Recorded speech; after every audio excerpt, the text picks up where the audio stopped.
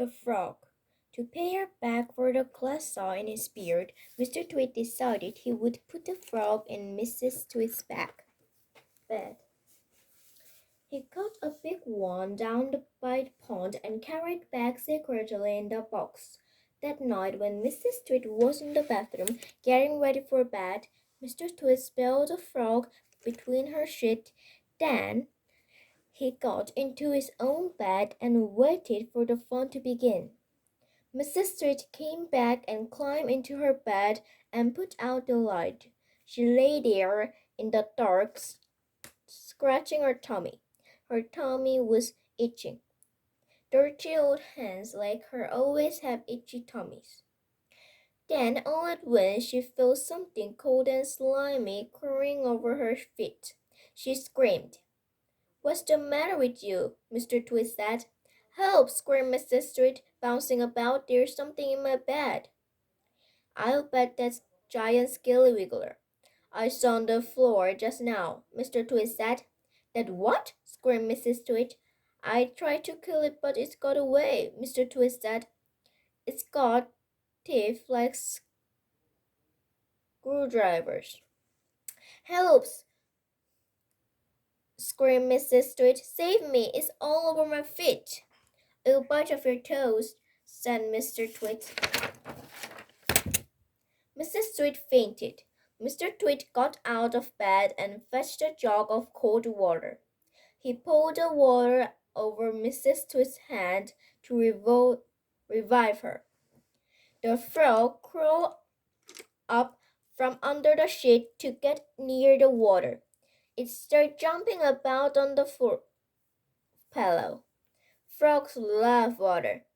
This one was having a good time. When Mrs. Tweed came to, the frog had just jumped on to her face. "This is not a nice thing to happen to anyone in bed at night," she screamed again. "By golly, it is a giant scallywiggler," Mr. Tweed said. "It'll bite off your toes." Mrs. Tweed leapt out of bed and flew downstairs and stepped the night on the sofa. The frog went to sleep on her pillow. The warm spaghetti.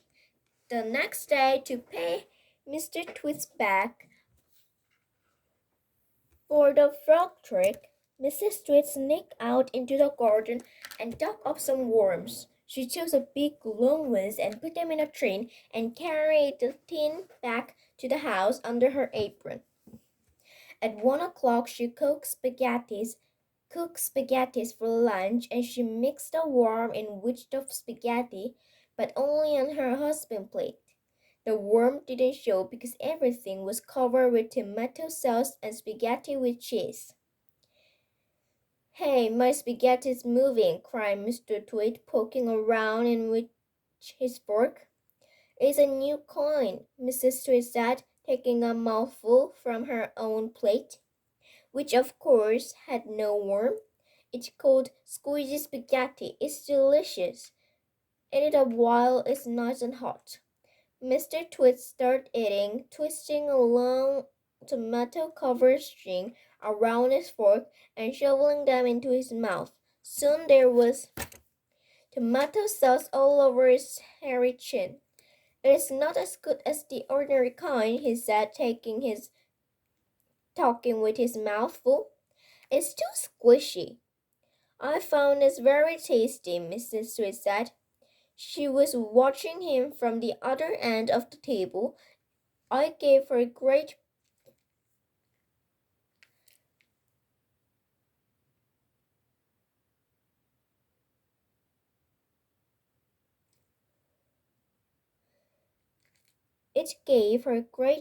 pleasure to watch him eating worm. Precious to watch him eating worm. "I found it rather bitter," Mr. Tweed said. "It's got a delicious bitter flavor. Buy the other kind next time." Mrs. Tweed waited until Mr. Tweed had eaten the whole plateful. Then she said, You want to know why your spaghetti was squishy? Mr. Tweed wiped the tomato sauce from his beard with a corner of the tablecloth. Why, he said, and why it had a nasty bitter taste? Why, he said, because it was a worm. Because it was a worm,